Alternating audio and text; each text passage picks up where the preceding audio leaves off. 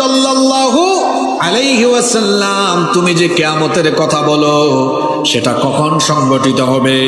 আল্লাহ সেই কাফিরদের কথা কোরআনে কারীমে এভাবে তুলে দিলেন। কোরআনে কারীমের 33 নম্বর সূরা সূরাতুল আহজাবের 63 নম্বর আয়াতে আল্লাহ বলছেন, ইয়াসআলুকান নাসু আনিস সাআহ কুল ইন্নামা ইলমুহা ইনদাল্লাহ। আল্লাহ তাআলা বলছেন, ও নবী, ইয়াসআলুকান নাসু আনিস সাআহ, তারা আপনাকে জিজ্ঞেস করছে কোন সময় কিয়ামতের ঘটনা সংঘটিত হবে।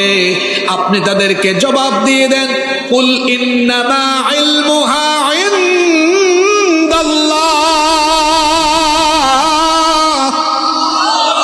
আপনি তাদেরকে বলে দেন কিয়ামতের সেই মহাপ্রলয়ঙ্কারী ঘটনা কখন ঘটবে একজন ছাড়া কেউ জানে না। যিনি জানেন, গলার আওয়াজ বড় করে বলেন, তিনি কে?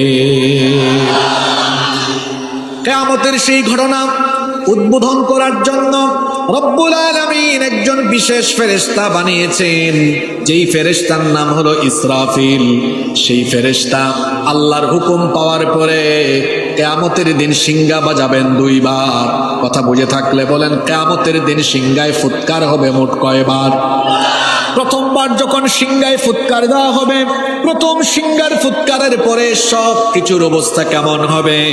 রব্বুল আলামিন কোরআনে কারীমের 39 নম্বর সূরা সূরাতুজ জুমারের 68 নম্বর আয়াতে বললেন, ওয়া নুফিখা ফিস সূরি ফাসাইকা মান ফিস সামাওয়াতি ওয়া মান ফিল আরদি ইল্লা মান শাআল্লাহ। আল্লাহ তাআলা বলছেন, প্রথমবার যখন সিংহায় ফুৎকার দেওয়া হবে, আসমান সমূহ আর জমিন সব কিছু ভয়ঙ্কর ভাবে কেঁপে উঠে সব লন্ডভন্ড চূর্ণ বিচূর্ণ হয়ে যাবে। প্রথমবার সিংহার ফুৎকার দেওয়ার পরে সারা দুনিয়া একসাথে কেঁপে উঠবে। কি আশ্চর্য!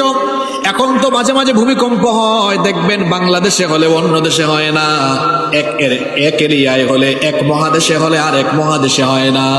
কিন্তু ইসরাফিল আলাইহিস সালামের প্রথম সিংহার ফুৎকারের পরে সারা সৃষ্টি জগৎ কেঁপে উঠবে যার হুকুমে। জোরে বলেন, তিনি কে? এমন একটা ভূকম্প